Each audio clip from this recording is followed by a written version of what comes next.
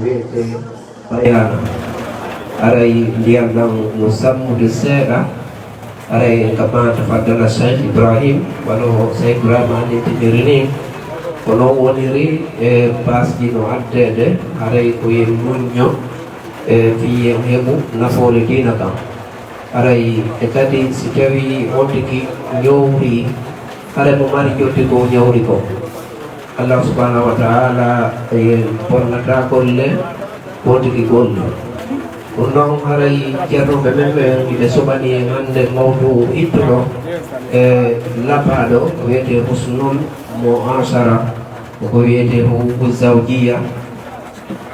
ka wondigal inchallah haray ko ɗum ɓe yewta e ɗo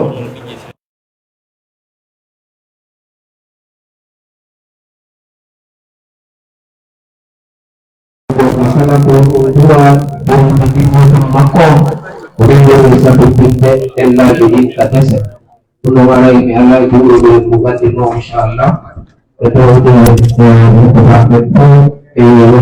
ini security nota alai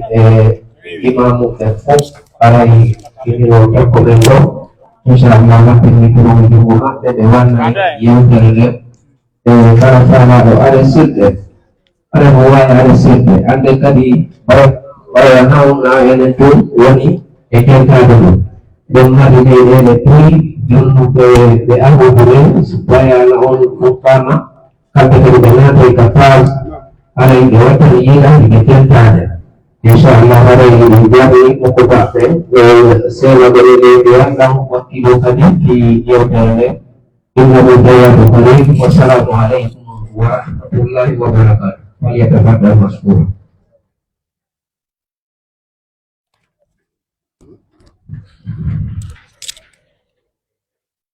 أعوذ بالله من الشيطان الرجيم.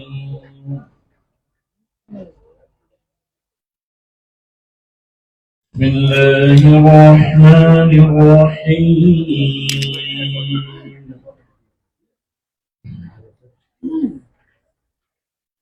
إن الذين آمنوا وعملوا الصالحات أولئك هم خير البرية جزاؤهم عند ربهم جنات عدن تجري من تحتها الأنهار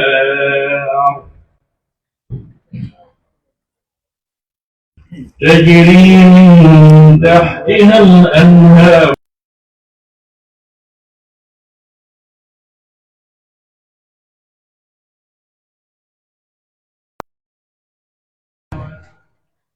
ذلك لمن خشي ربه. بسم الله الرحمن الرحيم. الحمد لله رب العالمين وصلى الله وسلم على رسوله الأمين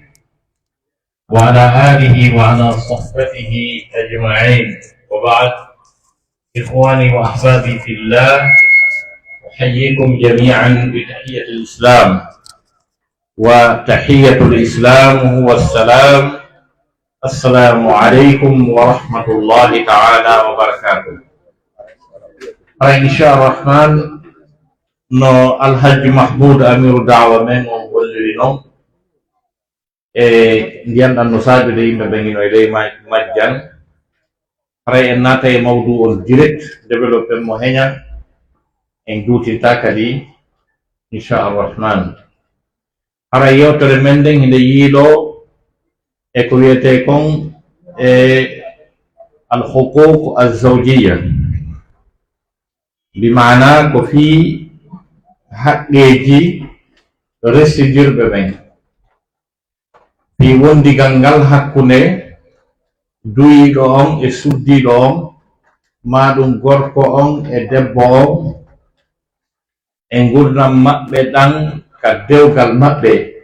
ko honno l'islamu on wiiri yo ɓe wondir ko honno ɓe haani wondirde mo kala e maɓɓe ko honɗum e habbora sengo oya mo kala e maɓɓe ko honɗum du'a oya ko ɗum ɗon fi ɗum ɗo wonde yewde inchallah ɓaawo nde yettuɗen Allah julɗen rasul sallah sallam nguɗo salminagol islam e yotti e moom. Haray ko duwaɗen adade andude taw wondema ɓiɗɗo adama on ka hoore leydi ɗo mo ɗaɓɓira wondirgol e dendanagal ko tawi ka hoore leydi ɗo kon fof wondirgol e muɗum none ɓurɗo labede none ɓurɗo moƴƴude wona wigol ko yimɓe ɓen tum en tant que être humain ɓiɗɗo adama telemma sengo e sharia mo Allah subhanahu wa ta'ala tippini e dow men on ka nder diina makko wiyete ka l'islam. Haray Allah subhanahu wa ta'ala no yamirma an neɗɗanke on tippugol e deftere Allah nden e sunna nanaɗo on sallallahu alaihi wasallam ya wondir e kala ko tawɗa ka hoore leydi ɗo kon fof wondigal labangal tawa a lorrata hay e hunde ko woni ka hoore leydi ɗo ɗum hiɗa ɗaɓɓira ɗum. Renugol hay ɗeɗo leɗɗe e ɗiɗo canɗi c'est-à-dire environnement on sa soppay leggal haray no woodi ko wonɗa soppirde leggal ngal tawa haaju no tindini ko wonɗa soppirde leggal ngal tawa kadi leggal ngal kañum kadi no newnayo ngal soppe nayangol tum e foore on soppamo fi hiɗa faala sokkude tum. Jon noon si tawi leɗɗe ɗen e mummunteji ɗin fof a wiyama ya huwodir e mum none ɓurɗo labede ɓurɗo moƴƴude hara lorral ɗum agressal ɗum haray ko honno noon fi ɓiɗɗo adama mo Allah subhanahu wa ta'ala harmini lorrugol ɗum kañum e rufugol ƴiƴam mum kadi. Donc ko ɗum ɗon fof woni ko dina kad noddi en e muɗum ko dina kad yamiri en faade e muɗum. Neɗɗo fof neɗɗo ka gurdam makko ka hoore leydi ɗo hakkude makko e yimɓe ɓen yo fixo objectif ji ɗiɗi mawnuɗi yo waɗu ka ɓerde makko wonnema o nafay yimɓe ɓen o ittanayɓe ande o ittanayɓe maapa o wallitoto ɓe o nafay ɓe o rentoto e lorrugol ɓe so heɓali feere aranum ɗum nafugol ngol hono ko taw hara o lorrali kan o moyi ko ɗum waɗi julɓe ɓen fof julɓe ɓen dendanagal nela saslama ko maaki ko ɓuri moƴƴude e julɓe ɓen fof ko ɓurɗo nafude julɓe ɓen fof nela saslamaki khairukum anfa'ukum linnas khairukum anfa'ukum linnasi ko ɓuri on moƴƴude on fuu moɗon ko ɓurɗo on nafude yimɓe ɓe wo ko ɓurɗo on nafude yimɓe ɓe wo ɓuri on fof moƴƴude yimɓe ɓen noon wiya jon noon e dennanangal ɓeɗo yimɓe ko ɓurma ɓattade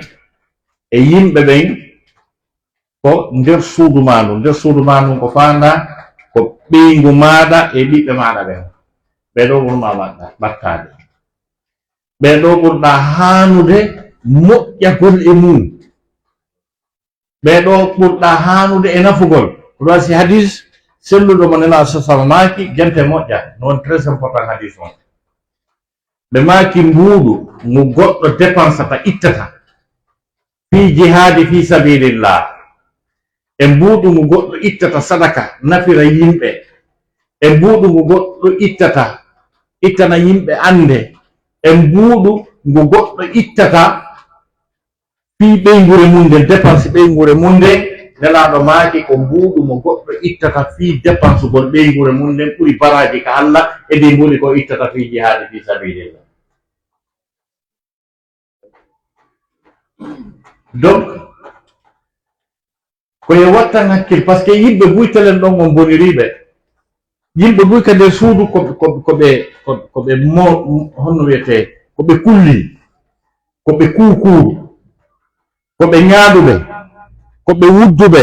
koɓe añamɓe koɓe piyoɓe koɓe yennoɓe koɓe ñermoɓe ka nder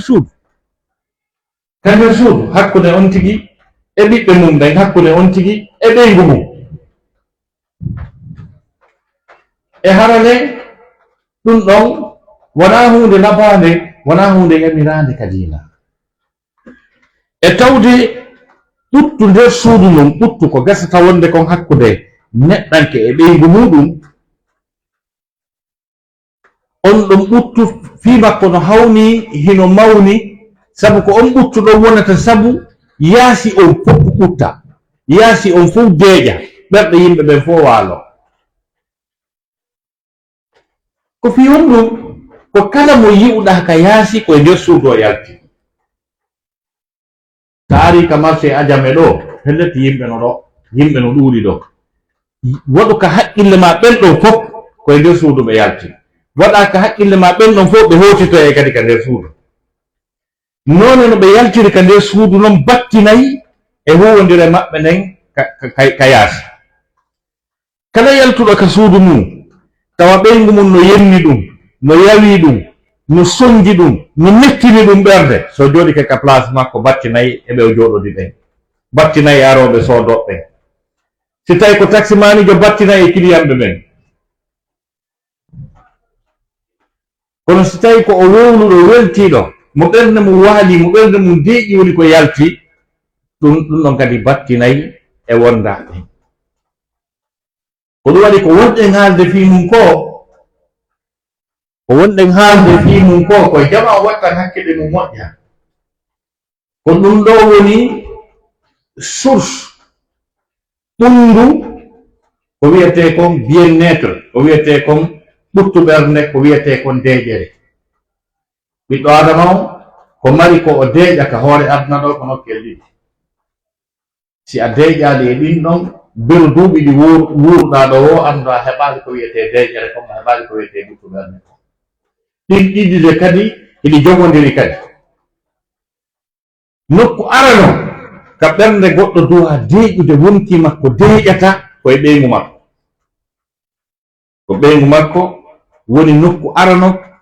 ka ɓernde neɗɗanke deeƴata ko heɓata deeƴere nden gurdam makko ɗanka aduna ɗo.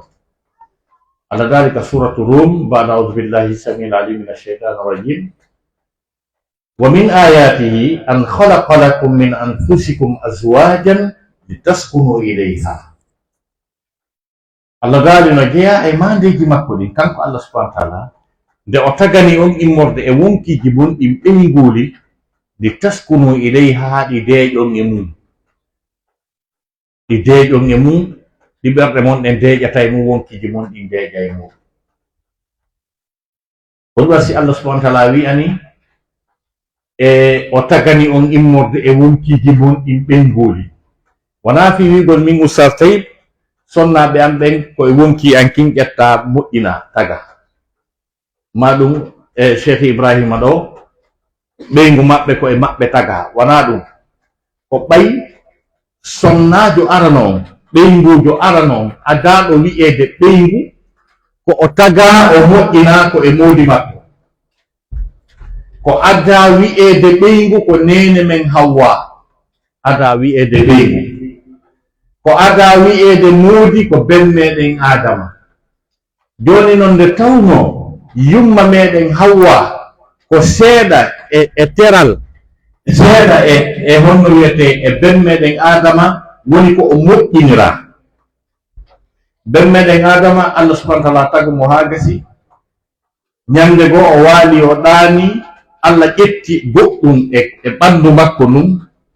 moƴƴi tagani mo ɗon ɓeygu, o firoyi o tawi jiwala baɗo no takko makko, Allah wi ko ɓeygu mano. ko ɗum wasi Allah subhanahu wa ta'ala daari ya ayuha nnas ittaqu rabbakum alladi khalaqakum min nafsin wahidatin wa khalaqa minha zawjaha. Allah daari hey ko ono yo yimɓe hule e jooma mo on taguɗo on immorde e wonki gooti, ki wonki ko ben men Adama, wa khalaqa minha, o tagi e ki wonki ɗon ben meɗen Adama, zawjaha, ɓeygu makko. joni noon ko ɓay ɓeygujo arano on ko taga ko e gorko, Allah wi o tagani on immorde e wonkiji mon ɗi. siha on ko o jam'u, hono ko fanda e makko konko mufrad. wonande anduɓe sifa ɗum ko woni jam e mufrad, on gelike. joni noon ko ɗum wasi Allah daari wa min ayatihi no jeeya e mandiji makko ɗin an khalaqa lakum de o tagant on min anfusikum ummorde e wonkiji mon ɗi immorde e mo on tigi aswajan ɓeyguli li taskunu ilayha ɗi de jonge mum ɓeyguma mo accuɗa on ka suudu arɗa o bayana ɗo ɓeyguma mo accuɗa on ka suudu arɗa o bayana ɗo si ɓernde ma nden deeƴaali e makko si ɓernde ma nde walaaki e makko si wonkima kin ɗuttinaali ɗon andu haray programme ma sali garmo koye ko foti kala ko sonjiɗa ka yaasi e tampere e sonja e mettinanede e siiɓede e yaaɓede e gufede e duñede si a hewtiti ka suudu ta ɓeymuma mi inni mo accuɗa to on arɗa bayana on ɗo taway on no looti ha laaɓi pos no ɓorni conci labaɗi urni ha moƴƴi tawa o jaɓɓotoma o jaɓane o landoma sa hewti e jam si a tampali o ɓannane ñaamete mo faalaɗa o ñaama yeggita kala sonja mo feƴƴinɗa e nder ñallal ma ngal sina on ɓeyngu accuɗa ton haray programme ma saali si tawi si a hewtiti ko conci ɗi o defiri ɗin taɗi fof ɗi luuɓa liƴƴi tawa ko ɓorni kon no luuɓa liƴƴi ko ɗum ha gasa o haynoma kadi taɗa jogoyi juɗɗen ɗiɗi o wuccato o jaɓɓota komo sakko o jaɓane ta ko ɓeydanama ɗon ko pooɗugo lundu komberuwa 2 métres ko ɗum ɗon heɓuɗa karamo koye an o garay a faɗi ko aranano aduna ɗo ko ndar si lakara heɓoto aray ma faali ko ɗum ɗon fof firi aya on li taskunu ilayha ka deeƴa sonnaɓe sahabaɓen ɓe deeƴinayno wonkiji moodi maɓɓe nde ɓe yalta ɓe yaha golle ɓe deeƴina wonkiji moodi maɓɓe ɗin si moodi maɓɓe arti kadi golle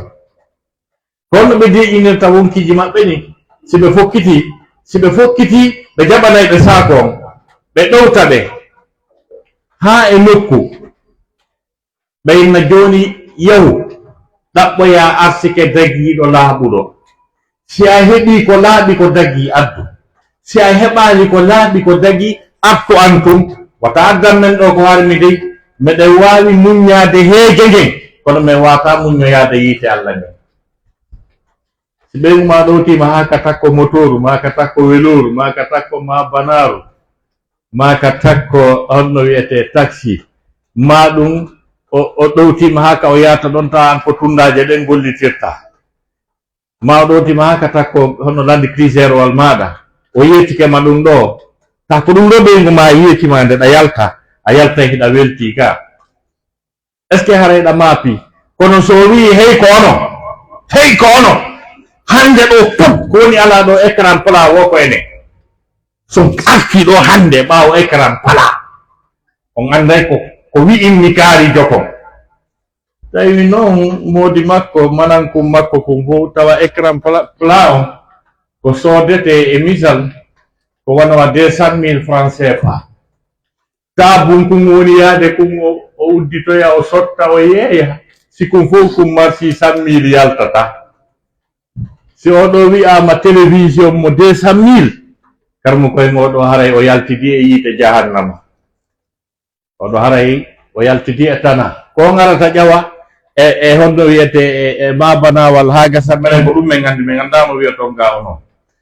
on faami o fewna direct o jooɗo e hoore goɗɗo on tigi wiya ene ɗiɗa fof place no wodi o innaka ka salon ma mi tawma o naatido e yiite ngen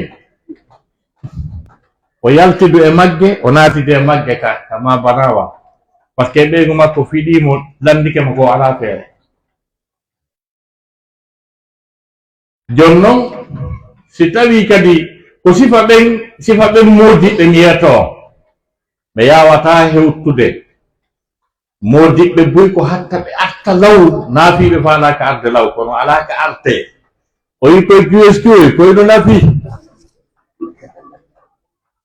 koye QSQ joɗete koye goga Oustaz Souleymane Koloma ko wara yiyata hoore ko koyɗe tuyata ta hoore nden no sori ko koyɗe duyyata leydi heƴatamo ko bawon no ton o koyno nafi ɓe jottoɗon ɓe ƴetta kafe on kungal ala wonana haɗe anda winoɗo écran plat on ɗaade si ɓe arta yaaki mo suuɗi ke ardi noon on no sabbi mbaldi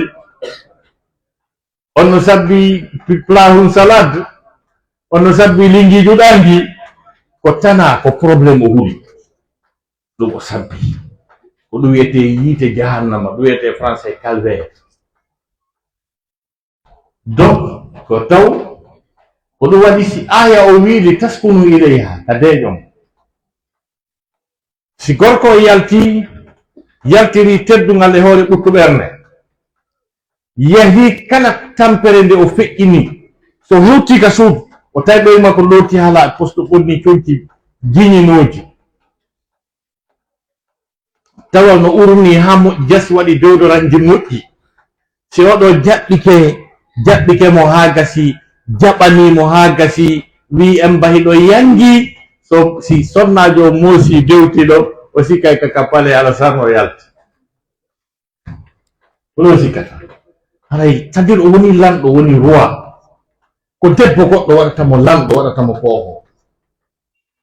si tawi wurkikino deeƴi programme makko fof deeƴe mi yeto hay menen ɓe usasiɓe waɗoɓe bayano wattane hakkille moƴƴa so min jooɗi ke ɗo aya mumen fuɗɗi o mi wi ila akhiril aya ande meɗen saggina aya mumen fuɗɗi o yaltoyta mi yahi tun seeɗa min inna ila akhiril aya haka aya o yaltoyto ande meɗen saggina billahi ayje ɗen fof tappodiray mi antano to aya hikkoli simin sagginama donc nde ɗo deƴƴere arandene nden nde goɗɗo deƴata ko aya o wi kon kaka ɓeygu makko li taskunu ileyha ɗo woni goo ka goɗɗo deƴata ɗimmu ɗum ka goɗɗo deƴata kaka suudu makko ka nder suudu ɗum ɗum deƴata par ce que yaasi on deƴa a wata fankinde yaasi on fuu si mi yahi ɗo joni mi ari marché ajame ɗo mi tawi woɓɓe no wiya ɗo côté sukaron goɗɗo wi hey kan he ɗanni ko usa tawi mo noon acce mi wiya sukar rani minna sukar ala kabinatoya usaje acci hakke côté ta woɓɓuri no buɓɓo usaje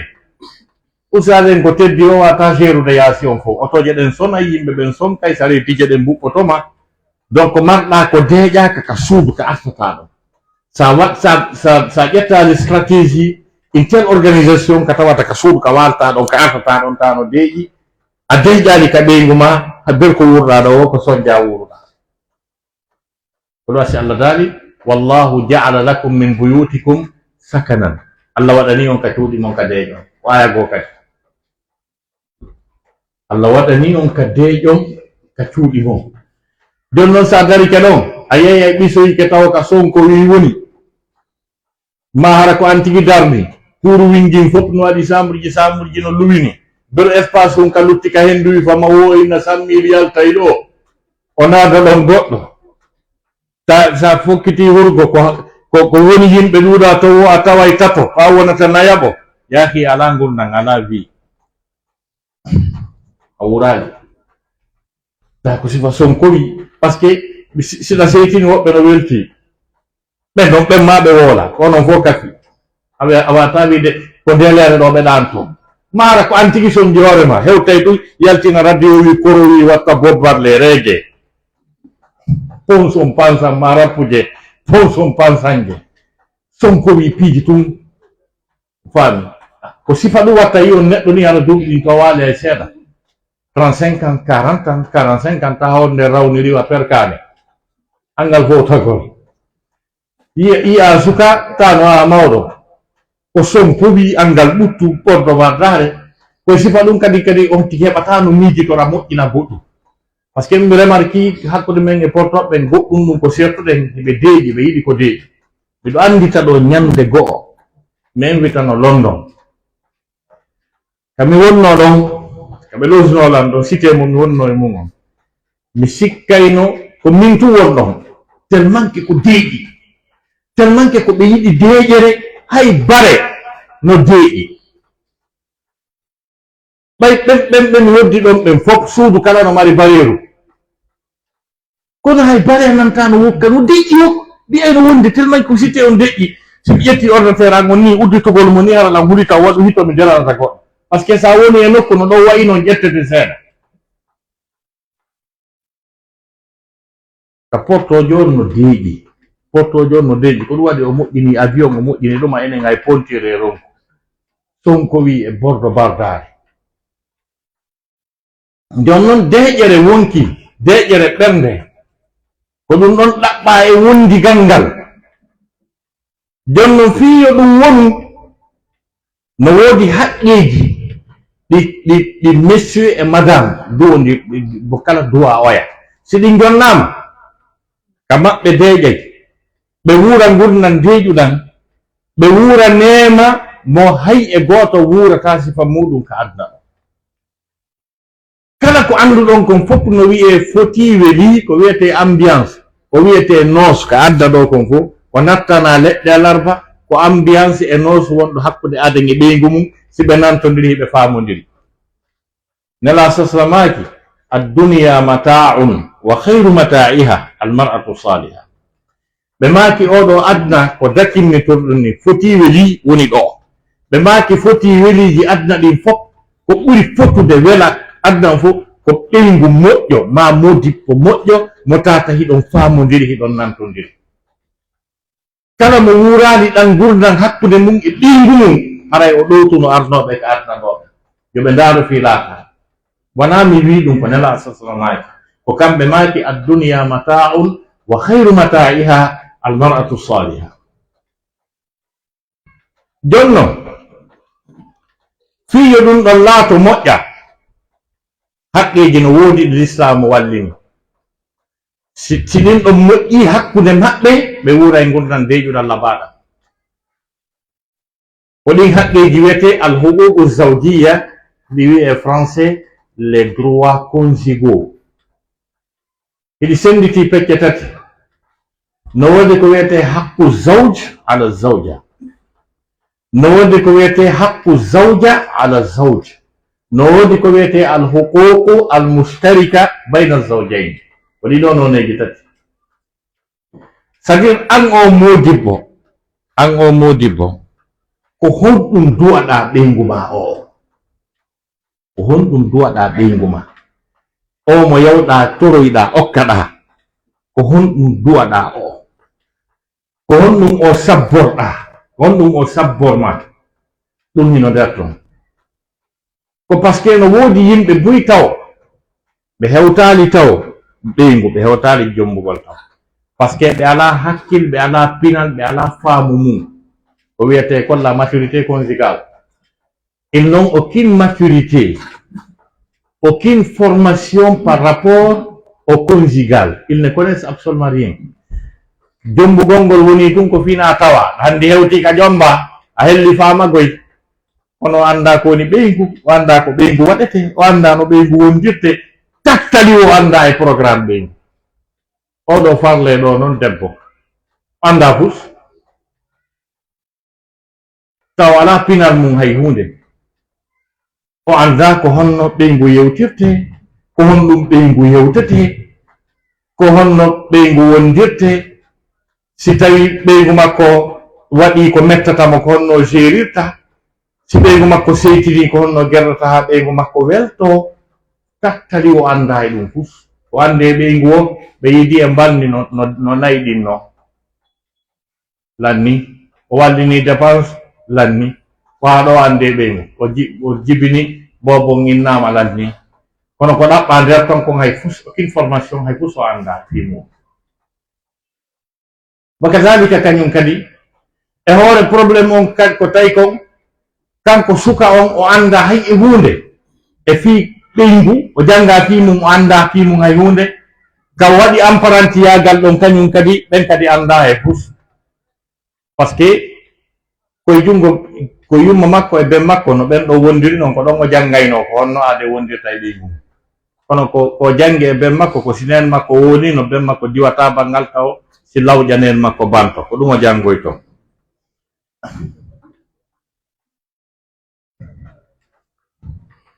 jiwo on kañum kadi wi'ama ɗo ko modimani o anda ko ɗum waɗete. Gorko darnama yeeso makko o anda ko waɗamo, andano jaɓɓonamo, andano yewtiramo, anda so seytini konno gerrata, anda hay hunde pus wiyama to ko modi makko ni aɗomo andi. Kanko kadi ka waɗi emparentiyagal ɗon kaka nen makko. Donc ha hande o yaali nen makko e ben makko no jaliɗa, ha hande o yaali ɓe fijida, ha hande ben makko jonnali nen makko bis o yii, ha hande Allah wallalimo ɗum.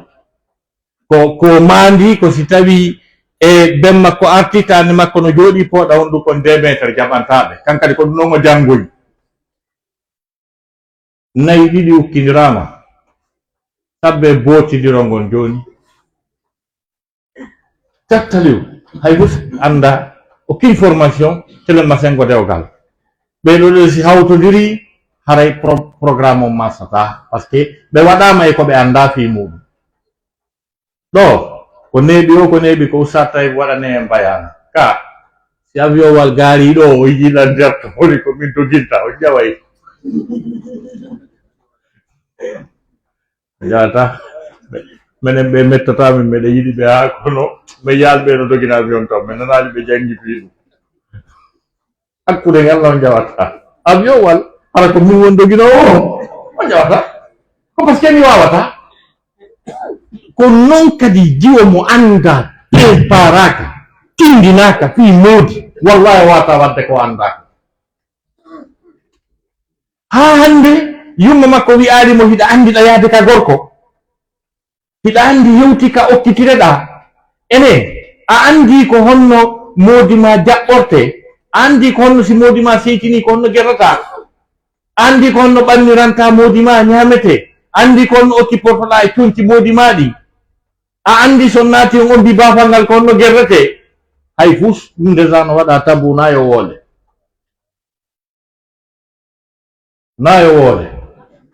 hay fuu so anda ene sérieux panginginɗa kañum kadi putiji anda. Donc si ɓeɗo hawtinirama ko probléme ko wiyete calvaire. Jon noon e hino ɗo piiji ɗi tawata kamɓe jombidirɓe ɓen ɓe hani ɗe andude ko piiji ɗe l'islam o wallini haqqeji. haqqe arano on ko honɗum gorko on duwa ɓeygu mum ko ɗum wiyete haqqu zawja ala zawj. haqqe ɗimmo on ko honɗum sonnajo on duwa moodi mum ko wiyete haqqu zawja ala zawja. ene woodi haqqeji ɗi ɓe fotata ta ɓe fota e majji ɗo wiyete al huququ al mushtarika bayna zawjayn. haqqeji ɗi ɓe fotateɗe e majji adore ɗen ɗin ɗon an e ɓeygu ma no woodi ko fototon ter. hakkude ihtiram wa taqdir, haqqe teddodiral ngal respect on, haqqe teddodirgol ngol. ɓeygu ma ko ɓiɗɗo adama mo naati e nder cadre wala kadi karranna bani adama gonɗi men teddini ɓiɓɓe adama mo mérite respecté naafi ko ɓeygu ma. C'est pas une esclave. Ton épouse n'est pas ton esclave. Elle mérite du respect. Elle doit être respectée. Ayi ɓe ɓuyno inna ɓeygu an no yawilan o teddinalan. Est ce que an kadi a yawaki ɓeygu ma? Est ce que an kadi a teddini ɓeygu ma? Par ce que teddodiral ngal ko haqqe mo fota ton. ɓeygu ma teddinte a teddinay ɓeygu ma iɗon fota. par ce que ko tedduɗo mo mériti respect, mo mériti teddinede, na yenneteɗo yeeso yimɓe ɓen, na hersinteɗo yeeso yimɓe ɓen, na mo bagage mum bugete, na mo mawɓe mum yennete. ko tedduɗo ko yewton kon ko nder suudu nder e hoore teddungal, na yeeso yimɓe ɓen. teddodirgol ngol ko haqqe mo kafoton, mo kafuɗon. haqqul ihtiram wa taqdir. haqqul wirasa, haqqe ronidirgol ngol, le droit à l'héritage. ɓeygu a ronnayi ɓeygu ma, si ɓeygu ma maayi na mari geɓal e jawdi makko ni, si a maayi ɓeygu ma no mari geɓal e jawdi ma ni. No windi rewɓe ngara ɓe sabbi ndondi, worɓe ɓen kañum kadi koyno sabbi, si sonnajo on feƴƴini haray gorko on no mari geɓal. Qur'ana wi walakum nisfu ma taraka azwajukum in lam yakun lahunna walad fa in kana lahunna waladun falakum rubu mimma tarakna. Allah subhanahu wa ta'ala daali hino wodani on feccere jawdi si sonnajo feƴƴini tawa himo mari jawdi hara o ala ɓiɗɗo, feccere jawdi makko nin ko modi makko jeyi. Si mo mari jawdi tawa mo mari ɓiɓɓe hayko ɓiɗɗo goto, o faami jawdi makko ni feccete fecce nayi, feccere go'o ko modi makko jeyi. Si tawi kadi ko gorko on feƴƴini, sonnajo on no mari haqqe e jawdi makko ni, wala hunna rubu'u mimma taraktum in lam yakun lakum walad fa in kana lakum waladun falahunna sumunu mimma taraktum. Qur'ana wi si tawi ko enen feƴƴini enen worɓe ɓen tawa en acca ɓiɗɗo, en ala ɓiɗɗo, jawdi men ndi feccete fecce nayi, sonnaɓe men ɓen ƴetta feccere. Siko sonnajo goto ƴetta feccere nden, siko ɓe nayo ɓe senda nden feccere non, siko ɓe ɗiɗo ɓe senda nden feccere non. Amma si tawi hiɗen mari ɓiɓɓe haray ko jeetataɓal ɓe mari, ko accuɗen ko sendete fecce jeetati, feccere ko e nder ɗum ɗon ko kamɓe rewɓen jeyi. Andi on haqqe rondirgol ngol hiɗon fota mo kala e mo ronay o yaka. Si iwi ɗon ko haqqe mballidi ɗon kam ɗon fota ter kafere mbaldi, hiɗon fota ter kafere mbaldi. Si haaju maɗa an gorko o yani e mbaldi ko an jeyi, ko haqqe ma lando. Si sonnajo on haaju muɗum yani e mbaldi yo lando, ko droit makko. Kono enen nde tawno na ko wolete fi mum koko woni tabu woltake fi mum, no fanɗi e rewɓe ɓen landotoɓe on haqqe maɓɓe ɗon, haɗa ɓe hersi. Gorko no wawi occupade ta ko ministre, ko gouverneur, no mari bitikaji dongal e wakkande ɗi woni gérude, no mari voyage ji ko conférencier international, no ka avion je tum, mo faami. Si tawi programme o wayrama wi he conférencier international programme on ɗa jonni tenan haqqi an on e ngal fiya on bayana nani eɗo woɗo avion je ɗo wira, mo faami. Donc yontigi lando haqqe ma on ko an jeyi, an sonnajo on.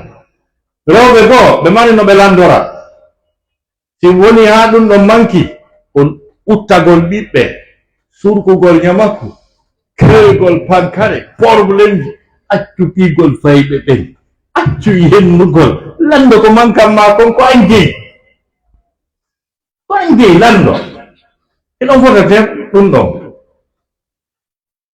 On tigi no wawi wersidade, no wawi yejjitude, hara o tewaki.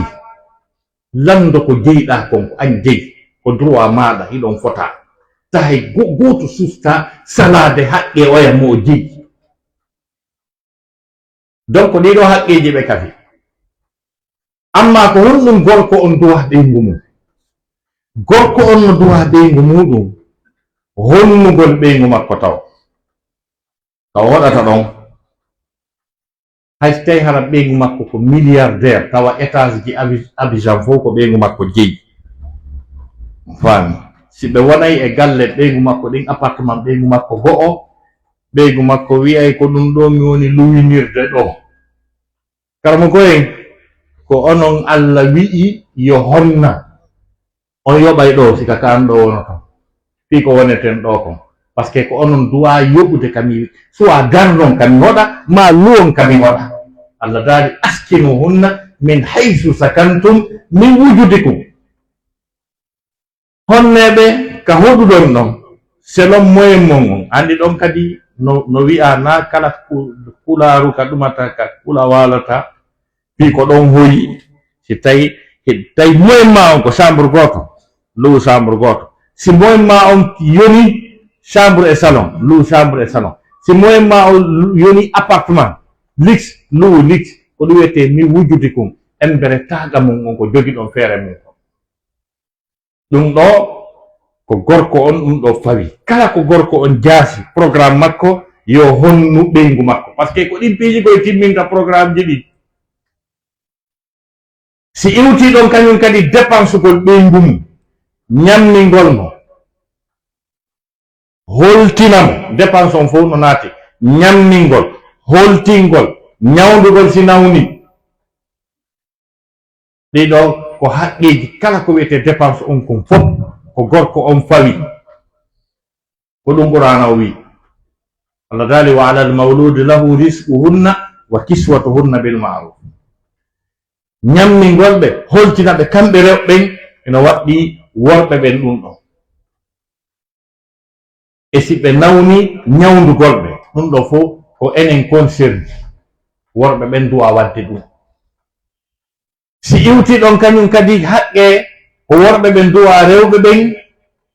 haqqe mbaldidi yo on tigi jonni to sonnajo on mbaldi makko ndin siko ɓe ɗiɗo yo nunɗu siko ɓe tato yo nunɗu siko ɓe nayo yo nunɗu o senda o fonna ɗum ɗo hino waɗɗi worɓe ɓen ɗum ɗo buynon ko sengo woto ɗojjirta taƴitirta telen to ko ɓen immoyto ñande dalngal ta sengo go fof no ñoli donc ɗum ɗon ko haqqe makko kañum e haqqe fijidugol e makko jalida e makko itta mo wula yewtida e makko fijida e makko jalda mo besoinni ɗum mo falamo fijida mo falamo jalida ayeɓe worɓe buy si sonnajo maɓɓe go'o ala juulude ɓe négocié e makko joni haray okku jajama ɓay an joni ala julde eyo karmo koye jaako fi ɗum ɗo tunna ɓayno on ton on ala hay hunde ko yewton fijon jalon ton sina fi ɗum ɗon e sifa ɗin piiji fof kañum e haqqe yiwugol mo reena mo fiita hay hunde waɗumo ko a woni gorko on ko an dartoto si goɗɗum waɗi na si wi pansan ka bafal wiya andi ko on ɗum ɓa tigi yata anda ko on ɗum woɓɓe kala e danki soroyta donc sifa ɗin ɗon piiji fof ko haqqe ko tawata hiɗen duwa sonnaɓe ɗi tata ɗi fijirtaki e haqqe tindingol mo diina kan tindina sonnajo on diina kan mo rewira Allah fiita Allah nango e mo ñande danga qur'ana wi ya ayyuha alladina amanu qu anfusakum wa ahlikum nara dande hoore mon danno ɓeygureji mon ɗi yiite a jannayɓe no ɓe salligora no ɓe lotora longal no ɓe rewira Allah subhanahu wa ta'ala daroɗa kadi ha ɓe waɗa sina ɗum ko an Allah nangoyta ɗiɗo ko haqqeji ɗi worɓe ɓen mbi mana duwa sonnaɓe jon noon ko honɗum sonnaɓe kañum kadi duwa worɓe ɓen sonnaɓe no duwa worɓe ɓen ko wiyete ɗoftagol a ta'a ɗin noon haqqeji fi majje no hawni par ce que hiɗi jogodiri e jaɓɓegol sonnajo on l'islam on kadina eɗon andi toon nela sallam hari worɓe ɓen si hari silmugol ɓere tum ɓeyna la ilaha illallah muhammad rasulullah ɓe naata kono hari siko rewɓe ɓen ya ayuha nabiyu ida jaaka almuminatu yubayi'naka si tawi sonnaɓen ari hiɓe yeeyinadema ɓe ƴettude e maɗa ahdi fi natugol kal islam ala an la yushrikna billahi shay'an wala yasriqna wala yaznina wala yaqtulna awladahunna wala ya'tina bi buhtanin yaftarinahu bayna aydihinna wala ya'sinaka bayna arjulihinna wala ya'sinaka fi ma'rufin on say noon fa bayi'ihinna wastaghfir lahunna al aya ko wona wolede ɗo kon koko hawni tele masengo ndi ahadi wona ndi ƴettede hari sonnaɓe worɓe ɓen fewre nela sallam siɓe ari natugol l'islam ɓe sintira e tum ɓe naati kono rewɓen siɓe ari ɓe yewtida e nelaɗo ɗi piiji ɗo gogo on taw ɓe signana e nelaɗo wondema ɓe sirtata par ce que ko ɓuri bambude biniri sonnaɓen no e mum sirku on ɓe wunji ɗum ɓe wawi ɗum ko tawde kañum kadi tawa ɓe shirkanta Allah subhanahu wa ta'ala ɓe signa kadi wondema ɓe wujjata ɓe signa kadi wondema ɓe jeenata ɓe signa kadi wondema ɓe fefindotako fenande ko arde telen masengo ka koyɗe maɓɓe e ngala arde wollan nanta e hoyre seeɗa si ama ley koyɗe bi mana ɓe innata modiɓɓe maɓɓe ɓen ɓe ala juulude ara yiɓe juulde ɓe pargitoyta ɓe ɗaɓɓoya to ɓiɗɗo wona nder ton modi boom femba ko anda fimu e sifa ɗin piiji buyi ko ardata e tele maɗe bange e tawa kadi ɓe yeddata nelaɗo on sallah sallam e ko moƴƴi ko donc sonnajo on ko ɓuri hawnade ko ɓuri wonde important ko o du'a modi makko kon koko wiyete kon ɗoftagol ata kala ko modi makko wi'i yo waɗu si wona yeddugol Allah ko yo waɗu kala ko modi makko wi yo accu si tawina yeddugol Allah ko yo accu ɗum ɗon hino waɗɗimo kanko sonnajo donc si iwti ɗon sonnajo on no duwa ɗoftade modiɓɓe mum on telemma senga jontamo haqqi e baldi makko ni nela sa samaki haysi duwiɗo noddi sonnajo mum e bimana e leggal ka leggal ngal fotti ɗon haray koye on tigi notomo wona yon tigi salo par ce que salagol makko ngol ko hawni ko yeddugol Allah yeddanelaɗo yedda modi mum wajimbinna denganangal malaikaji Allah ɗin fof huuɗamo ha weeta ko ɗum waɗa yeey sonnajo no yimmo bimbita ɓerde makko fof no boni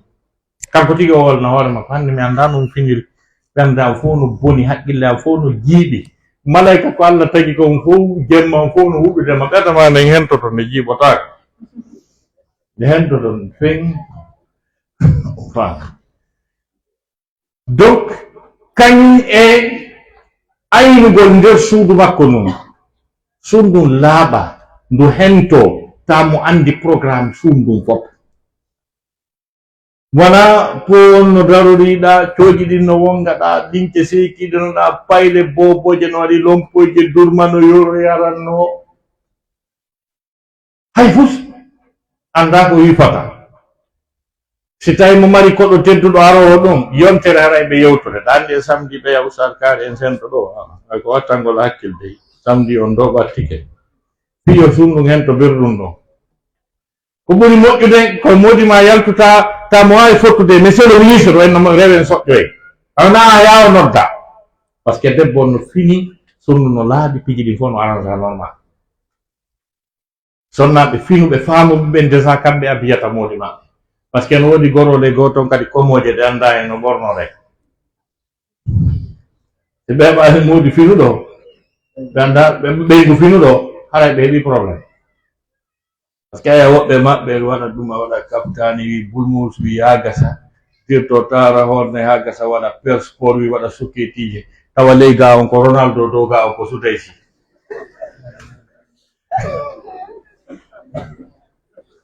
anda ko doloke hombo bornodete e sandelet anda ko doloke hombo bornodete e per sport anda ko doloke hombo bornodete e ɗuma e rus pina anda tattaliw ma ɓorno basen danejo pooɗa lawfaru boɗiru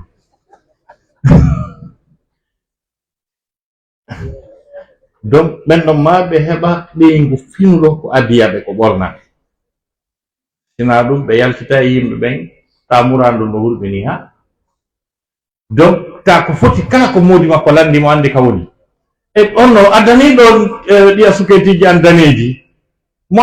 andi ka o arrangé suketi fof kono addaniɗo ɗiya he suketi o suketi ndaro ngari ɗe barɗo ari bay ɓen no ficara ɗo suketiji mballa walli on gorko ɗo kadi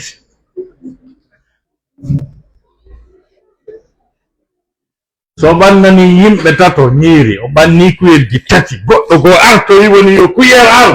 la ilaha illallah andi ɗon gari kuyel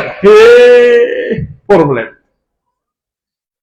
ɗon hari koye payi koye noon fijata ɗo ɗi kuyelji a sikka jinna naɓata ɗum na jinna ka woni kelɗa fina andaka kuyelji ɗi arrangete ɗon andaka pouseji ɗi arrangete ɗon donc sifa ɗum ɗo fof kañum e kippugol no ɓe ñamira a tan ɓe ɓorno ko laaɓi ɓe yaha l'école e tan darta kayiji maɓɓe ɗin anda so ɓe jangi kipa programme révision maɓɓe ɗum ɗo fof ko rôle debbo so yii adnallam fof ko ɓuri jogagol hunjiɓe qur'ana ko Mauritanie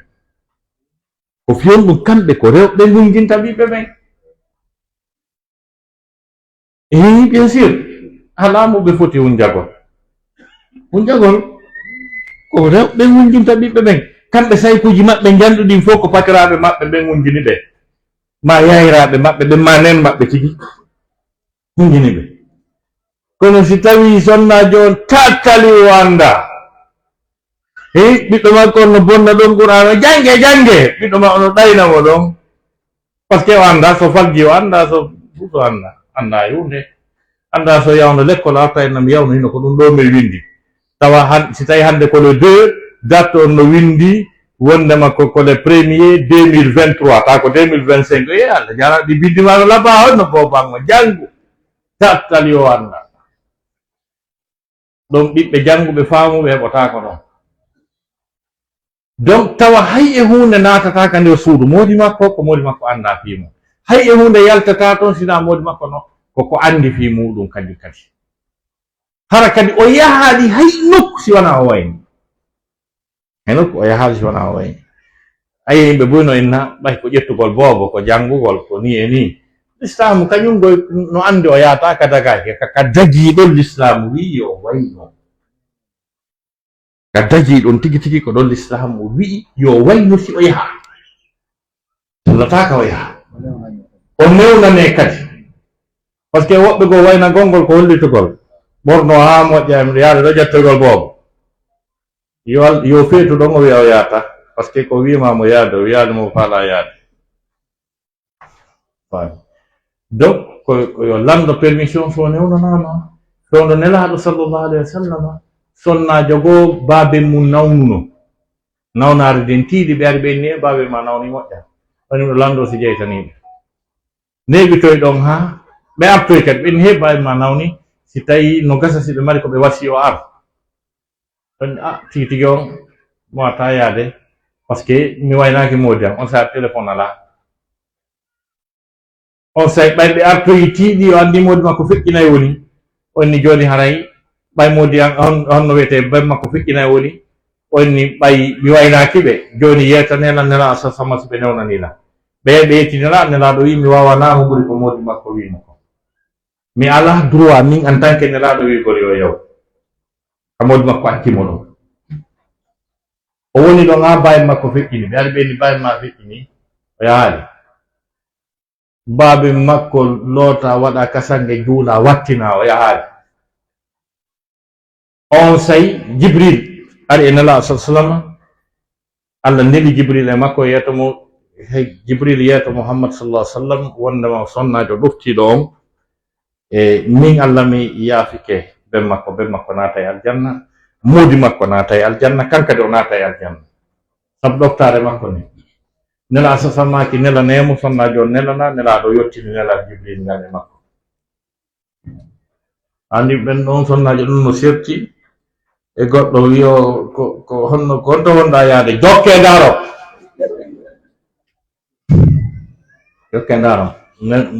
ngere meɗen mi ronki faami donc ko yonti gon ɗoftiɗo mama golko wiyata ha gasa mi yettike mami ronki taɓannana ñamete ronka ɓannante ndiya onon kadi hewtere on ɗo mari juuɗe ɓen ɗon goy ko neyiɓe woɓɓe go wiya onon kadi kooɗe takke monɗen noon jetta donc sifa ɗin piiji ko piiji hawniɗi sonnaɓe ɓen fewndo nelaɗo sallah sallam hari ɓe ɗoftino modiɓɓe maɓɓe ɓe moƴƴa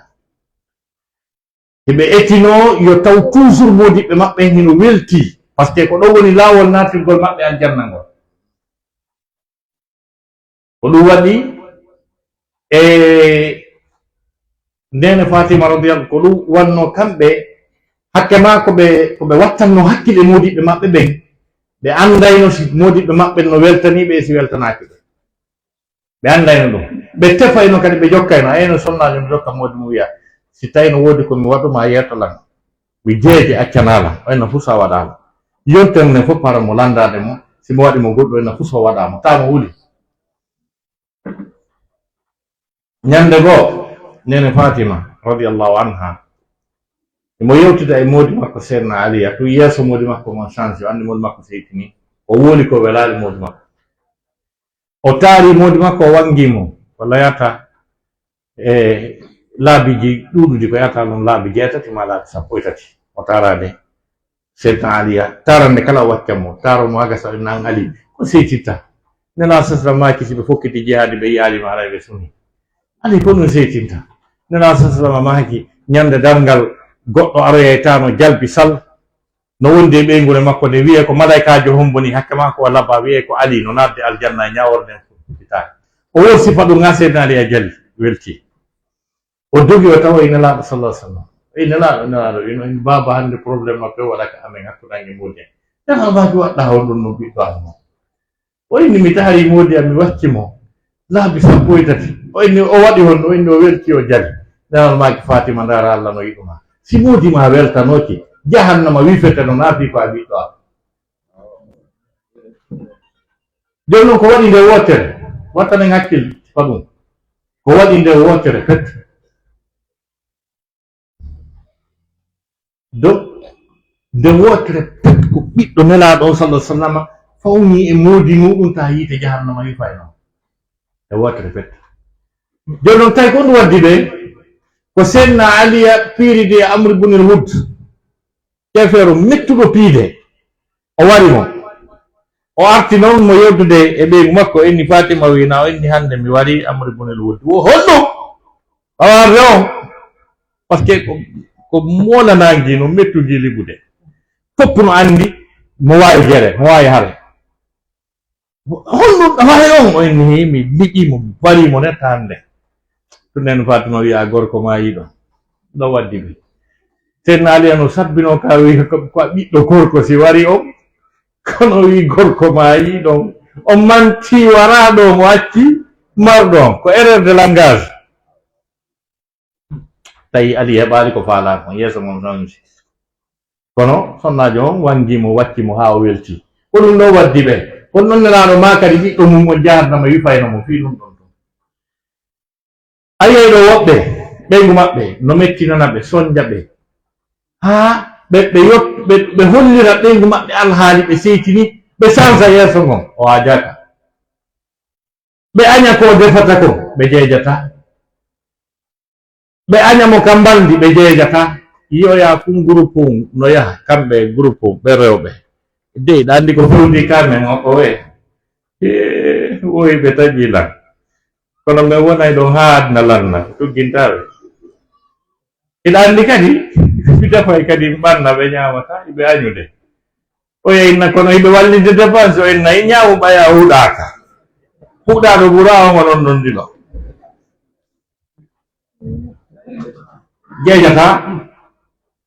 jeejata si modi mum changani ɗum ko yaro ya gorkon kadi jeeja o haɗi to e makko ka mbaldi fiyo jeejo o salo o fankana hoore makko oya neɓa hata o falanamo ka mbaldi kono oya jeejali satti si tawi fuɗɗi tota ko kanko kadi jeejata e hoore ko ɗum watta worɓe boyi tama e kamoye ha weeta faale uttade mo ɗum waɗi ɗon kala no waɗa ni kawiya no hucci no yiya faale uttade ɗum kono ta si uttike kadi ko wirtere kadi tama kamoye ha weeta sabu debbo mo ɗoftaki debbo naadowo yiite ɓerde modi mum oɗo noon wiya hino fokkiti aljanna hino ma no faala ɓiɓɓe gaynuɓe haaji waɗaɓe barki mustahil wata wonde musidɓe julɓe tedduɓe donc ko sifaɗi ɗo piiji hanɗe wattande hakkille donc ko honɗum noon moƴƴinta ko honɗum ɗaɓɓa e desal ngal tigi tigi ko wawata stabilisé ɗum ɗo fof ko piiji tati couple o wattanta hakkille ɗin piiji tati tumbo e nder hunde wotere ko non woni gayntorde bayano on mbino juutinta e piiji ɗin tati ko honɗum e piiji ɗi ɗum duwa tumbade e nder mum ɗin ko duwa tumbade e nder mum kon ko wiyete kon almaruf ma ɗum adoren piiji ɗin tati piiji ɗin tati ara noon ɗum ko deƴere wonki ɗin mum ɗum ko giggol ngol tan mum ɗum ko yurmodiral ɗiɗo piiji tati duwa wonde hakkunde jombidirɓe deƴere wonki giggol e yurmodiral si ɗum woni hakkunde couple haray on couple ɗon ɓe naati aljanna ɓe ma yaadi deƴere wonki kin c'est à dire koyo gorko o wiwu wondema ɓeygu an o kala ko o sunoto ko ɓernde makko mettata ko ha o yiyalan ha mi yiita mi ittanaymo stress ji makko ɗin e souci ji makko ɗin fof mi yewtaymo konnguɗi labaɗi konnguɗi fotuɗi mi fittanamo gonɗi makko ni mi ittanamo ande makko de ɗum woni en sonnajo on kanko kadi o wiya ko modi an sunoto ɓernde mum metta ko ha ɓe yiyalan si ɓe yiilan si koyemi moosu ɗum waɗa si koyemi amanɓe ɗum waɗa par ce que no dagui hakkude maɓɓe dagui ka debbo amana moodi mum arma faami si komi amanɓe ɓernde maɓɓe ne deeƴa mi waɗay siko mi defanɓe ko ɓe yiɗi ñamugol mi waɗay siko mi yewtuɓe yewtere wallinoɓe ɓernde mi waɗay kono moodi a waalota ko ɓernde mum nden no metti no suni ɗum woni go'o ɗin ɗum ɗum ko giggol ngol koye on tigi ne'u giggol ngol hakkude makko e ɓeygu makko o desida ɓay pewndo mi arno mi inni miɗo faala o na min adi arde wiyano faala o hari yimɓe ɓuri no faalamu kono ko min o suɓi nden ñande hari mo yiɗinmi ngol giggol ngol o yiɗinmi ɗon mi ne'ay ngol mi dankongol ngol ɗuytotaka ngol ɓeydoto ɗum on tigi fixa ɗum objectif mum o siko haala welka addata ɗum siko kadowoy addata ɗum siko fija jala addata ɗum on tigi desida vraiment o ne'ay amour on giggol ngol hakkude makko e honno wiyete e ɓeygu makko nelaɗo sallllahu alayhi wa sallam hari ɓe ne'ayno giggol ngol hakkude maɓɓe e ɓeygoli maɓɓe ni ɓe andayno si giggol ngol dose o hino timmi ma si ɗuytike nelaɗo andayno ɗum e nene aicha radiallahu anha hakke ma ko o yiɗuno nelaɗo sallllahu alih wa sallam haysi o wondirayno hana nene aicha wondirayno o wattayno inde nelaɗo nden toon o inna wa rabbi muhammadin mi wondiri e jeyɗo muhammad o tuma noon o sansoyi wa rabbi muhammadin on o watti wiide wa rabbil kaaba mi wondiri e jeyɗo kaaba on nelaɗo anda e giggol ngol ɗoytike nelaɗo anda e probléme hum waɗi tuma o remarki nene aicha watti wiide wa rabbil kaaba o aicha ari ko ɗum waɗi mi wayri wa rabbi muhammadin on koyja inna ɗo waɗinmi ɗumɗa nelaɗo wi accana mi wattata hande kadi wa rabbi muhammadin on fuɗɗo o ande nelaɗo no wattani hakkil no woodi wonɓe du wattana hakkil si giggol ɓeygu mum ɗuytike mum e si ɗuytaki ɓe waɗayre geste ji siɗa mari hakkil fama piyo bu ñormo toon si manki andu ɗum manki ɓannu yewte andon ko honɗum koye ñormo ñarmo e arta donc ne'ugol giggol ngol wa kadalika sonnajo on kan kadi o wiya wona min tun o holla kono so a yi o dembilan ko par ce que mo yiɗinmi gol giggol mi ne'ay ngol ngol ɗoytaka woni ɗiɗi tammum ɗum ko yurmodiral ngal ko ɗum won ɗum koyo taw ande oya ko ande oya nawnare oya ko nawnare oya muusendi oya ko muusendi oya si ɗum ala e nder couple haray marsade si ɓeygu ma surike a ana e koɗi a tawi ɓeygu ma no wulla a jokki cifumma aratamo wullude yadaro ya Real Madrid kañum e Barça ko fuɗɗi Real Madrid e Barça walike taw patron mum feesi fa beelan ɓeygu an feesi landuɗa ko ɗum o wullata qu'est ce qui ne va pas ko ɗum waɗi o yewte ko woni wullude kon jok wallamo haa fit gonɗi ɗin acca non siko fi ɗum terto ka wullu fi ɗum miɗo ɗo o anda hiɗa ɗon kono gonɗi makko sama fuu heege makko sama fuu tampere ka famille makko sama fuu honɗum wonnan ɗon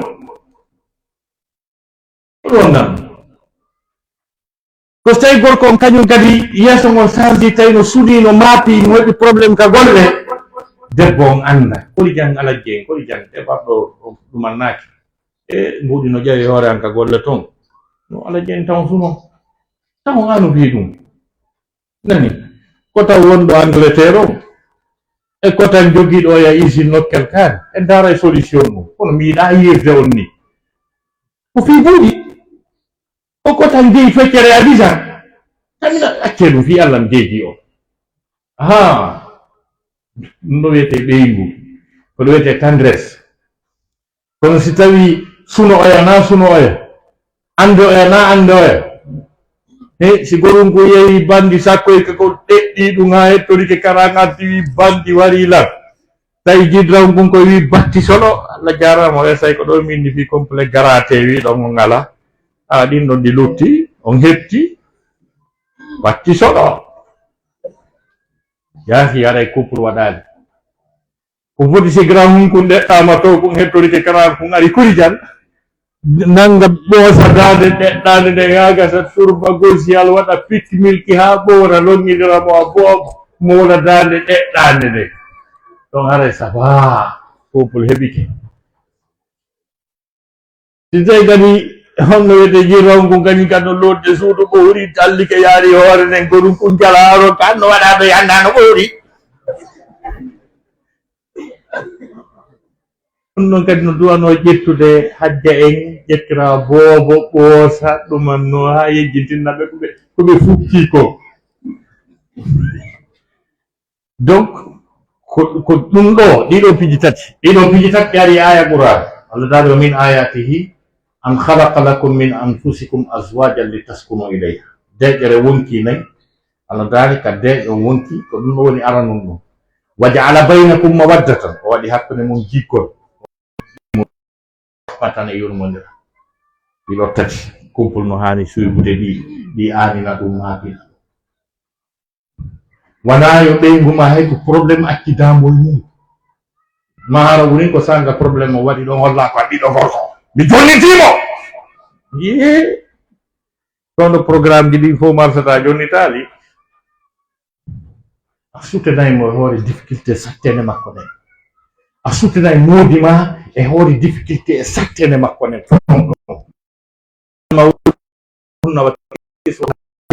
wa ashiruhunna bil faami fa imsakum bi ma'rufin aw tasrihun bi ihsan donc ɗeɗo ayije fof kalimatu ma'rufun o ari e mum ko honɗum ma'rufu firi dans ce contexte coranique. Ça a été l'objet d'une préoccupation de ma part dans mes recherches. Vu à chaque fois que Dieu parle du conjugal dans le Coran, il emploie le mot al-ma'ruf.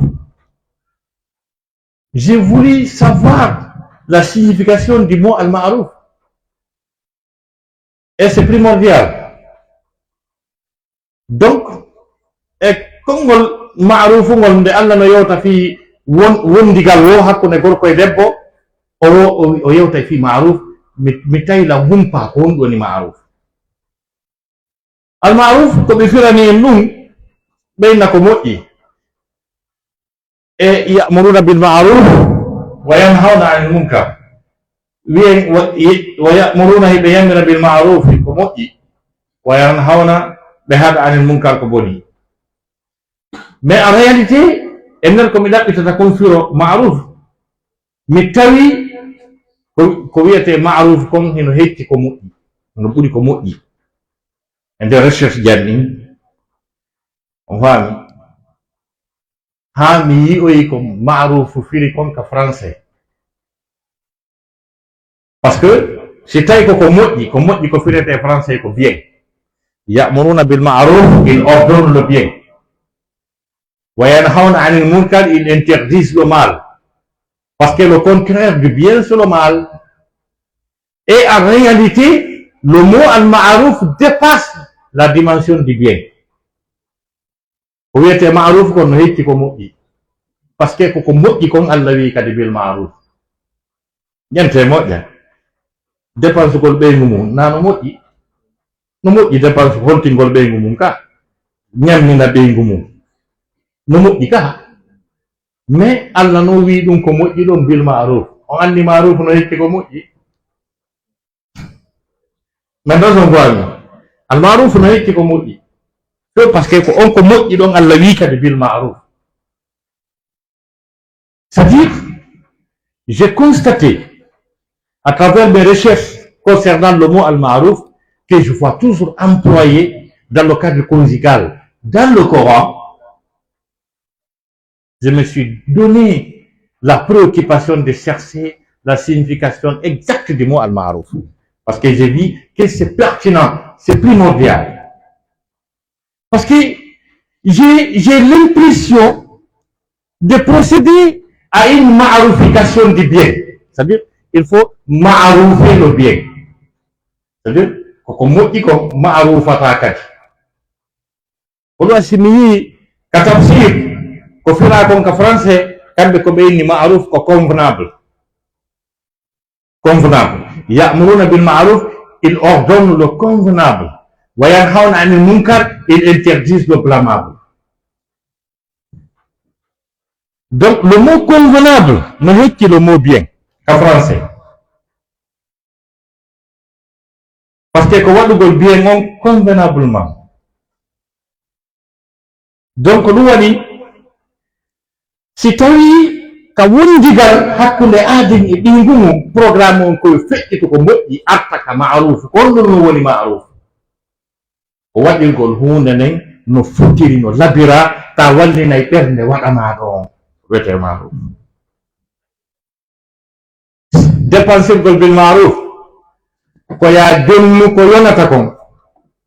Parce que si tawi hara ko 3000 francs CFA yonata dépense,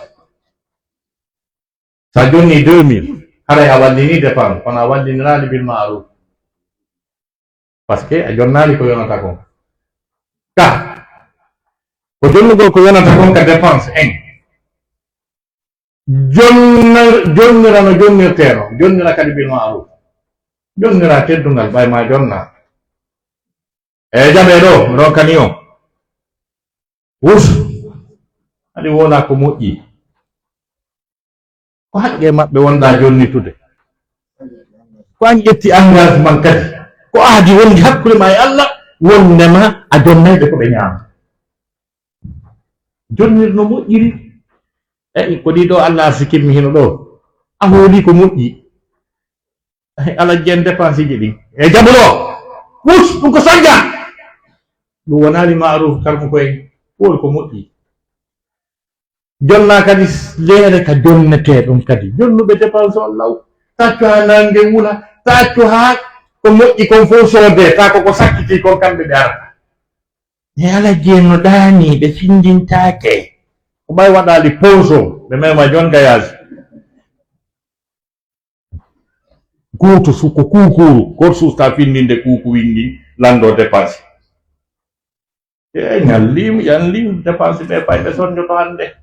mi anda kadi dépense law koye 16 heures mi tippitara e fat ɓe weelama ala jennoɗani goɗɗo susta findinde ɗe ɗum wonani bil ma'ruf karmo ko en. Si tawi ɗa anni yiɗanagol walli jemma ɗanɗa ha ka falɗa o andi ma'ruf o manki ka jonnugol dépense ko woni kon fof koye woni bil ma'ruf. Si a yewtay ɓeyguma yewtiramo bil ma'ruf. Il faut procéder au toilettage de verbe sachant que tu es en train de t'exprimer devant ton épouse, devant ta femme. Tu dois lui parler convenablement bil ma'ruf. Astai a noddiramo bil ma'ruf, noddiramo no fotiri no labira. Tawi ɓeyguma ko Fatmata wiyete na yawi famana red makko ɗum taƴaw piito faɗɗe ɗo yahi a noddimo kono a noddira bil ma'ruf wi Fatima Fatim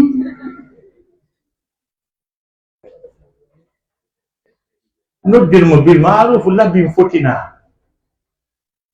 ara a noddirimo bil ma'ruf ɓuri labede désara ɗa mari toon no noddirata no fotira mon amour mon trésor chéri pour moi bébé à moi no daggi enen ka baraji ɗi wonnogo hemɓirta ɗo ɗum ko pelle pelle baraji heɓata no daggi donc si fija jala wonal ɗon moƴƴa daggi ɗon fija jala o en jokka soɓe ɓuri Muhammad Rasulullahi sallallahu alaihi wa sallam hari ɓeygu makko nene Aisha ko Aisha taw wiyete Aishata kono hari nde ɓe noddaynoma ɓe bunginayno nelaɗo bunginayno ɓe makayno Aish kanon koyen si nelaɗo maki Aish an kadi wi Fatima ɓe bunginayno nde ɓe nodda nene Aisha an kadi bungin no wodi woɓɓe goto tawa c'est-à-dire noddirmo bil ma'ruf no fotiri labi hay so tawi ɓeygu ma nelima wi waɗanan goɗɗum ɓeygu ma nelima ko worɓe finuɓe ɓen goye taw hewti taw e ɓeygu maɓɓe neli ɓe komoji gono toon ɓeygu maɓɓe neliɓe aray ko 3e guerre mondial ala jeeng hewtane lan ɗon defter nayi awa yawre atti a komi nerutandoma komi ñaata gitata yawre nden karmo koyen hanne on ɗon on feƴƴino yawre ɓuru goɗɗum gono toon ɗum koye komo yagal noon ko nelima waɗu hay sonnaɓe ɓende no wuppa nelaɗo no saƴƴitande ɗum ɓe layɓi nelaɗo saƴƴitana ko ɓura nelaɗo woni ko sérieux kono so tawi si ɓeygu ma nelima ko ya waɗir nelal ngal bil ma'ruf ala jeeng hewtanelam e deftere nden ɗon sa ƴetti deftere nden a jonni ɓeygu ma haray a waɗi ko ɓeygu ma wi a waɗu kon kono a waɗirade bil ma'ruf sa waɗiray bil ma'ruf so wi ala jeeng hewtanelam deftere wiya newike non si jottanamo nde haray a waɗiri bil ma'ruf hélas passez-moi ce livre là oui avec plaisir madame non si jonnamo deftere avec plaisir madame non si jonnamo deftere des fois ko geste de labaɗi jokku jonna exemple nan jonna exemple so hélas passez-moi ce livre là waɗani wiya avec plaisir madame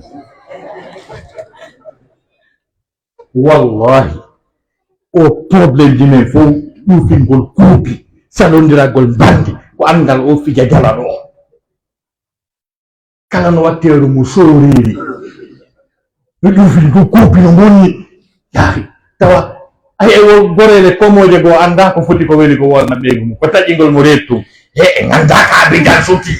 awan kasi jokko anda ka abidjan suti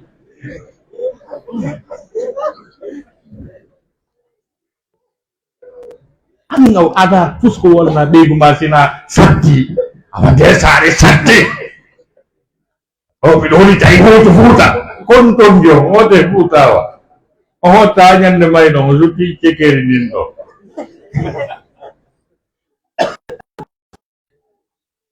wolani ɓeygoli monɗin ko weli acce tutte saddi en andaka ɗum ɗo suti en andaka abidjan suti yahi satti accu ka yaasi artuya ça va alhamdulillah tout va bien programme ji ɗin ɗo no jokka ɗon andi piiji gono daggi nder ton kono innitataɗi fo ɗo ha ɓe anda fof donc sima ɗum fof wolanɓe ko foti wolanɓe ko naba yewtoɓe ko foti ko ɗum ɗon fof wiyete bil ma'ruf yahi donc bil ma'ruf sonnaɓe kamɓe kadi si modi maɓɓe landike ɓe mbaldi ɓe jonni haray no wodi bil ma'ruf kamɓe kadi ɓornagol conci labaɗi urno fi ɗum ɗon weƴƴita danki kin ko laba ko foti ko tawano so tawi ñande won tour makko tawa hino mo hebilana na yo aro tawa ɗon o ara ɗon ne o juula geeƴe ɗen tun ara e 20 o taa boboje no wulla powingin no dari ka ɗuma coƴi no wonga grawingin no seeki ɗo no ñamamma futti chambre o fo no luuɓa oggi comprend rien ano ari fi mbaldi o fanke wiyete ɗon fanke ay 0 heure karamo hettirta ko addimo ko ɗum kadi wonali bil ma'ruf karmo koye ko yo ar o tawa ɗum préparanoma fayle boboje ɗum yarnanoma e 18 heures ha haari ɗaninoke ha moƴƴi chambre no regina ha moƴƴi takki no weƴƴina pot de fleur ji no joɗɗina ɗum fof no cuɗina par ce que piiji ɗin fof wolay fleur ji ɗin wolay tawa dogare nin piiji 2 no moƴƴi on sa ari a tawi ko ɓeygu ma weƴƴiti kon ko oya no jogui kafa no raɗade oya ko ɗum desina ko tahata ko cœur desini kadrare cœur ta fleur ji ɗin waɗi rose ji e ɗumaji arna fleur ɓale tout robde luyiji monko baji ta derton no uuri ɗum duwa kankadi haray hettori ke bil marufi ɗi piiji maruf on ɗum andete programme ji ɗin massa si ɗum ɗo waɗi haray foti weɗi wonde couple o yalta ko restaurant si tawi ko jardin public kañe pay koy tout ça eno ɗuyta ɗi stress ji e ɗumaji changegol milier e piiji ko no satti wuuridugol nokku gotum bimbi kala on yiidiray ɗo bimbi kala ɗon fotta nokku gotum donc si changement wol piiji woy seeɗa waɗali foti fija jala waɗali waɗay pause on nder to donc si faɗin piiji évitete ko ɗum ɗon fof wiyete bil ma'ruf telemma sengo bi mana rewɓe ɓen kamɓe kadi ko ɗum ɗo debbo on kañum kadi o suɓa ko moƴƴi ko foti ko weeli o wonana ɓeygol na moodi makko na ndaaru gorejo moodi makko mo fuɗɗodi mo yangudi moodi makko ha joni heɓade hay welewru o wiya lajjen so gandi ngal gore mo woni poɗude fewn ɗo tetto ɗum woltake ɓayɓe heɓade o to taw mantirɓe no ɓe seppirta noon élage ndaru no seppirta ni no seppirton ni ɗum no foti ɗum wawi frenude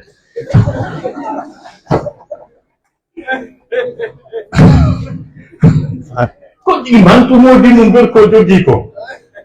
on fami donc na argol o oyano yangi ɓiɗɗo makko mo ɓuuri yiɗude oyano wiwti golle no weela ñamali wiya hino ɗon ko ɓe lanci hoore ɓiɗɗo momum ko aɓe addi facture on awa jongal ɗo wi yaltina en janggo yahi na ɗum ɗo goɗɗo jaɓɓorta modi mum ɗi haalaji mettuɗi no waɗi ka ɗum woole ara wandata accu ha to woola to endiɓe fusi hoore ɓiɗɗo momum siko ɗon o innay ko kanko ɗaɓɓiti ko ɓi gerentejo ko mam soro makko arti o waɗata ɗo sa woloyi ɗo no ka worteɗo addi facture o ko enen ko somi na probléme noon wallumo ñaama ha o haara fuuto hewtoya ka ɗum woole woola ɗum ton donc sifani wiyete wiide couple tawa no foti no laba no foti ta gorko o nodda e ɓeygu mum a tumuma na tuma nde o noddimo o ko yaha saku maaro ha jame ta nangue mi hokka zénith ok allo hey ko ɗum ala jeng hey kam mi andi to ɗum fi maɗa mi noddi tum hiwragol ma tum ɓerngal nde fof no e ma yahi mo ka kuri o ɓeyday ko welata ko ma fe o welay fami kono ka yaltuɗa ha bimbi a noddatamo tuma noɗɗa woledu makko taƴay ko tana wolta a waɗantamo cadeau ay fus no dagui ka yaha waɗa sélection fleur de rose ji waɗa bouquet monnaɗo waɗanamo surprise no dagui no mari baraji e cadeau o ɗo kadi kono hay fus jungo ngon no yoori taƴi pat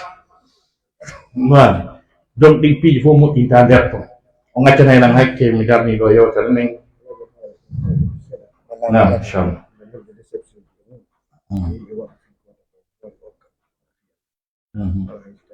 gasi ɗo no waɗa tali jon micro donc ala kulli hal haray ko ɗo mi dardi yewtere macce hakke jama weltanama par ce que kuƴe mon koye ley ndiyan ari ɗo ɗum anni tawno ara yimɓe ɓe joganoki courage hande mbayana on lartano par ce que ndiyan ɗan saƴi yimɓe ɓe wakkile ko woni gole ley majjum assalamu aleykum wa rahmatullah وعليكم السلام ورحمة الله وبركاته. رب العالمين. والصلاة والسلام على رسول الكريم. على يدي الله سبحانه وتعالى.